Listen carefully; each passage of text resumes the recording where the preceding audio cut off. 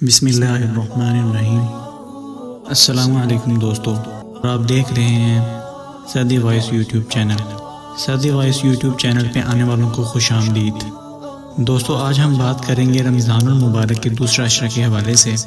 دوستو ماہ سیام برکتوں اور رحمتوں کا مہینہ ہے اور گناہوں سے نجات پانے کا مہینہ ہے۔ اس کا ایک ایک لمحہ بہت قیمتی ہے۔ اگر یہ مہینہ ہم نے ویسے ہی گزار دیا تو بہت زیادہ ندامت ہوگی۔ رسول کریم صلی اللہ علیہ وآلہ وسلم نے رمضان سے قبل ایک بہت شاندار خطبہ دیا اور صحابہ کرام رضی اللہ تعالیٰ عنہ کو بتایا کہ رمضان کو 3 حصوں میں تقسیم کیا گیا ہے تاکہ ہر مسلمان رحمت، مغفرت اور دوزخ کی آگ سے نجات پا سکے۔ دوستو دوسرا عشرہ مغفرت کا ہے۔ اس کے معنی بخشش کے ہیں اور گناہوں کے ہیں۔ اس کو اللہ کی ذات کے علاوہ کوئی معاف نہیں کر سکتا۔ دوستو آپ کو گناہوں کا تعارف کرواتے چلیں۔ دوستو گناہ 2 قسم کے ہوتے ہیں، صغیرہ گناہ اور کبیرہ گناہ۔ صغیرہ گناہ دوستو چھوٹے ہوتے ہیں۔ جو انسان 5 وقت کی نماز پڑھتا ہے، اچھے کام کرتا ہے، زیادہ سے زیادہ نیکیاں کرتا ہے تو اللہ تعالیٰ اپنی رضا سے وہ گناہ معاف فرما دیتی ہے۔ اور کبیرہ گناہ دوستو وہ ہوتے ہیں جو بڑے گناہ ہوتے ہیں۔ تو بڑا گناہ، کبیرہ کوئی بھی گناہ توبہ کے بغیر تو معاف ہو نہیں سکتا۔ اس لیے کبیرہ گناہ معاف کروانے کے لیے توبہ کرنا بہت ضروری ہے۔ دوستو بخشش طلب کرنا بندے کا کام ہے اور مغفرت یعنی معاف کرنا اللہ تعالیٰ کی صفت ہے۔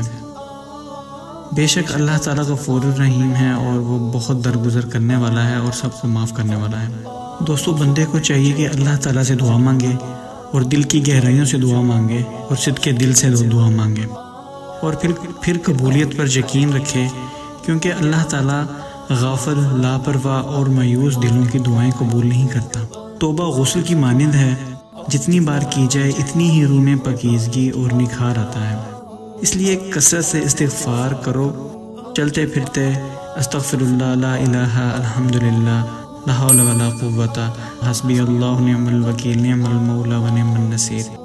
پھر دیکھیں دوستو اللہ تعالیٰ کی رحمتیں اور برکتیں ہم مسلمانوں پر کیسے ہوتی ہیں۔ قرآن پاک میں اللہ تعالیٰ کی ذات فرماتی ہے، اے بندے تم استغفار کر کے تو دیکھو۔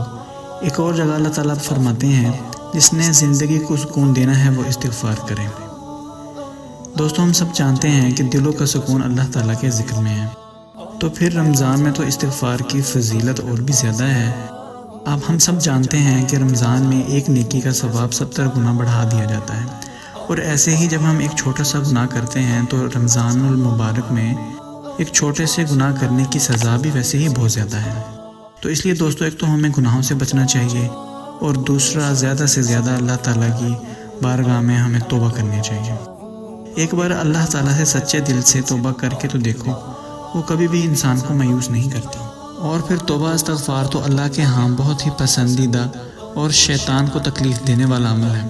غرض یہ کہ ہر کام میں آسانی کے لیے اللہ پاک نے استغفار کا حکم دیا ہے، چاہے وہ اولاد کی طلب ہو، رزق میں اضافہ ہو یا زندگی میں سکون ہو اور آخرت کی طلب۔ اس لیے جو شخص استغفار کو اپنے اوپر لازم کرے تو اللہ اس کے لیے ہر تنگی سے نکلنے کا راستہ نکال دیتا ہے اور ہر غم و پریشانی سے اسے نجات دیتا ہے، اور ایسے ہی جگہ سے اس کو رزق فراہم کرتا ہے کہ جس کا انسان کو کبھی گمان بھی نہیں ہوتا۔ دوستو ہم آپ کو دوسرے عشرے کی دعا بھی بتاتے چلیں۔ استغفر اللہ ربی من کل ذنب و اتوب الیہ، استغفر اللہ ربی من کل ذنب و اتوب الیہ۔ دوستو یہ دوسرے عشرے کی دعا ہے، اس کو آپ زیادہ سے زیادہ پڑھیں تاکہ اللہ تعالیٰ ہمارے گناہوں کو معاف فرمائے۔ دوستو اللہ تعالیٰ سے دعا ہے کہ اللہ تعالیٰ ہم سب کو گناہوں سے بچنے کی توفیق عطا فرمائے اور گزشتہ گناہوں پر توبہ کرنے کی اور ندامت کی ہمیں توفیق عطا فرمائے۔ دوستو ہم امید کرتے ہیں رمضان المبارک کا پہلا عشرہ آپ کا بہت اچھا ہی گزرا ہوگا اور آپ نے سارے روزے رکھے ہوں گے، اور ہماری دعا ہے کہ اللہ تعالیٰ آپ کو رمضان المبارک کے باقی روزے رکھنے کی بھی توفیق عطا فرمائے۔ دوستو آج کی ویڈیو میں بس اتنا ہی۔